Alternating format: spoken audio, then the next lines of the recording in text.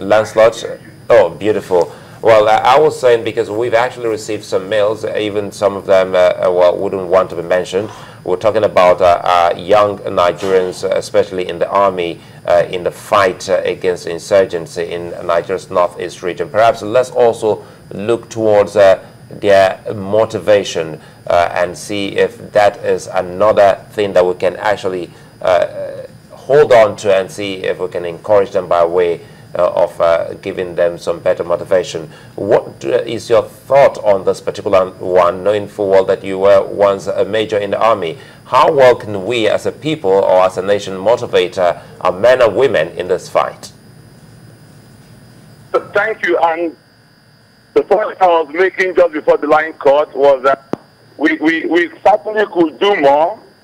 And I think the first point of giving motivation to our armed forces, to our security forces, the police, the Department of State Services, all our men and women who put their lives on the line to secure our collective freedoms, is to rally around as a country, is to resist the temptation to play politics with their mission, is to respect the gravity and seriousness of their sacrifice by not politicizing what they are doing on the ground. That is the most important thing we can do. Nothing kills morale than some of the comments that people make in an attempt to appropriate political capital out of what is clearly a human tragedy of monumental proportions. It is sad, it is regrettable. So the most important motivation we can give is the collective moral support, the prayer and the respect of a grateful nation. Nothing else can matter. Of course, there is material motivation. I believe the government is doing this. No responsible government will ever send its armed forces and security forces into action without making adequate provision for their welfare and motivation. Can we do more as a nation? Of course we can. Should we do more? Of course we should. But our capacity and ability to do more will depend on our collective will as a nation. This campaign on the military side is prosecuted from the public front, from public purse. Therefore, it is the nation, we the people of... Okay, we hope we've not lost him again, have we? Well, let's try. Mr. Anyanya, are you still there? Okay, if you can hear me, could you tell us, is it possible that some persons in the military are benefiting from this scenario, and that's why this is continuing? Oh, you lost him. Oh, no. Okay, well, not to worry.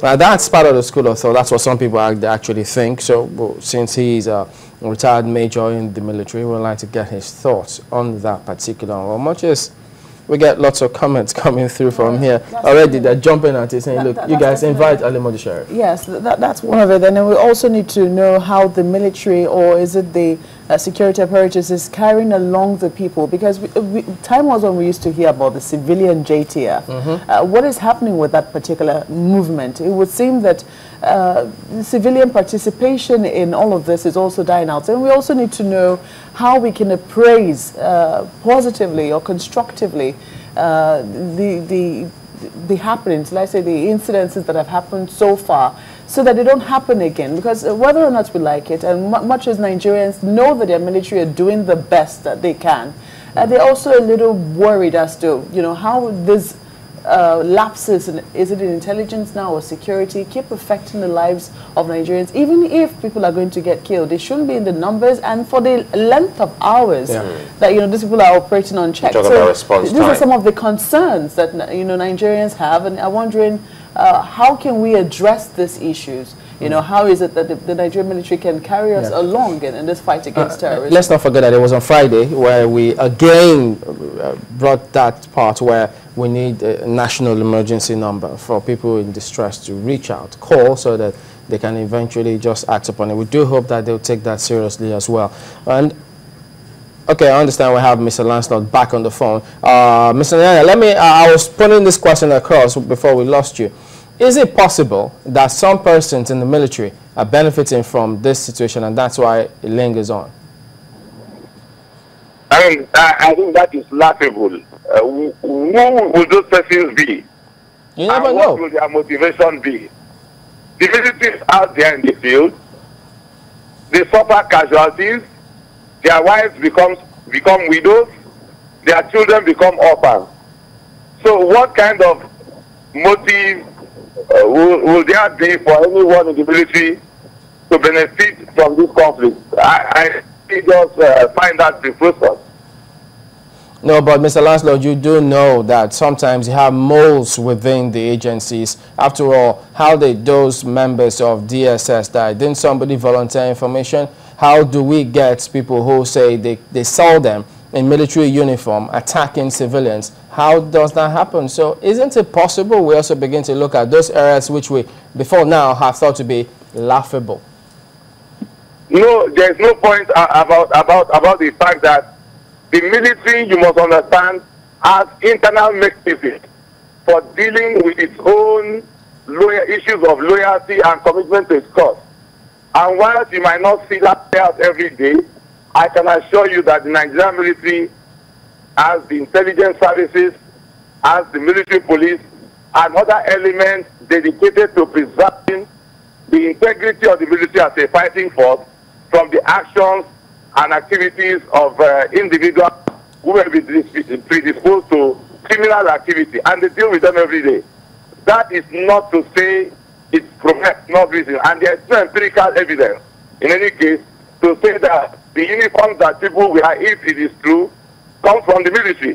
What is a uniform? It's a piece of item of clothing. Anybody can make it.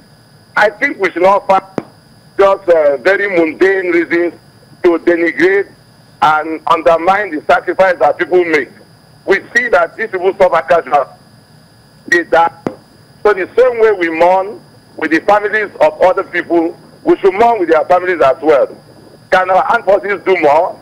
Should we expect and demand that they do more? Of course, yes. But I am saying that our armed forces and the work they do is a representation of our collective will.